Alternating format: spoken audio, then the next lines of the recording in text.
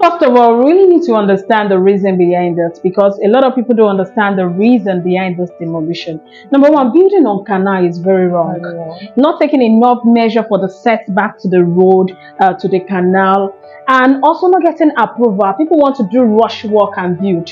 You're not getting enough approval. All this and more are added to the reason why a lot of demolition is happening. That's why it's necessary to do a due diligence. So before you purchase that property of your dream, why not spend few thousands? Because there's no cheap house now. Every building in Lagos is selling in millions. So before you spend your millions, why not bring out few thousands to do a proper due diligence? Because these days, a lot of developers, they do so many shit. Like what happened in 2021 in Ikoyi. That's building collapse. You know, the developer got approval for just 15 floors and he went on to do 21 floors. That's why the whole thing collapsed. I also recently saw another developer that built a structure very close to a canal. So that's why due diligence will help protect your own interests, protect your money, protect your time. So bring out the money and do due diligence before you purchase.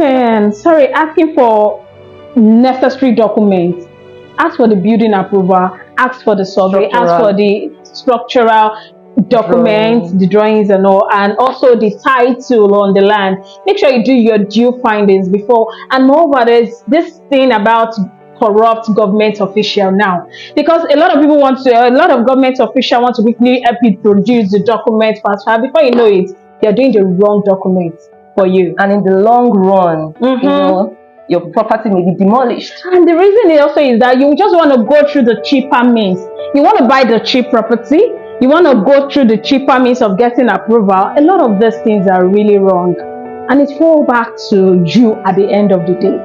You understand? As a buyer, the best thing for you to do is your due diligence before you acquire that dream property. Well, for me, I'll choose land.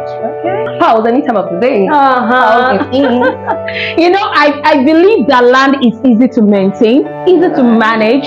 You don't need to stress doing renovation, doing some maintenance. It's so easy, and you can make money while you're even sleeping. Yeah, with house, you're going to cash out immediately, you know. Short-let apartment, rental income, Airbnb, you know, you can begin to cash out monthly, daily, weekly, even yearly.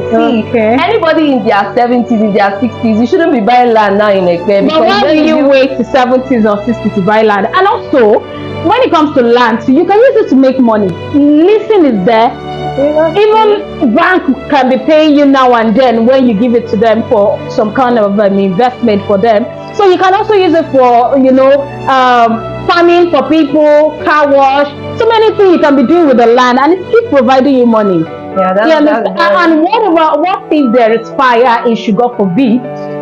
Will you be able to have your land with you, and you know you can still construct more blocks of apartments or duplexes and enjoy rental income? For me, I would say house, because you know you can't just be waiting for years before you get return of investment. My God, start getting it right away. And in old age, please invest in houses, not land.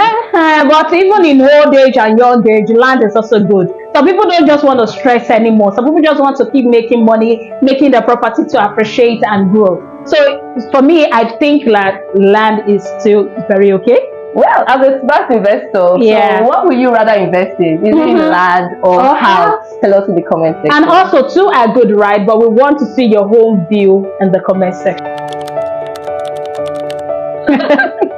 Wow, what do you think? To me, it's a very sensitive question. You know, a lot is going on in the society, and we really need to be careful when we are answering this kind of questions.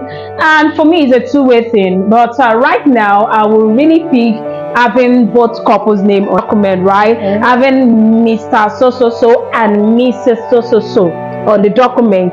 So for me, I think that shows love, that shows unity, shows you people have a mutual understanding and a support of each other. Even if it's the woman that is invested, she should put both her and her husband in, and perhaps use the children as a next of kin. Yeah, that's true. Yeah, to me. Well, I feel a woman can have a property in her name despite being married. All she needs to do is just tell her husband about her decision of buying. And likewise, the man can also buy a property in his name alone. You know why I'm saying that? Because anything can happen in the future. People may decide to separate. So what happens next? There will be big wahala.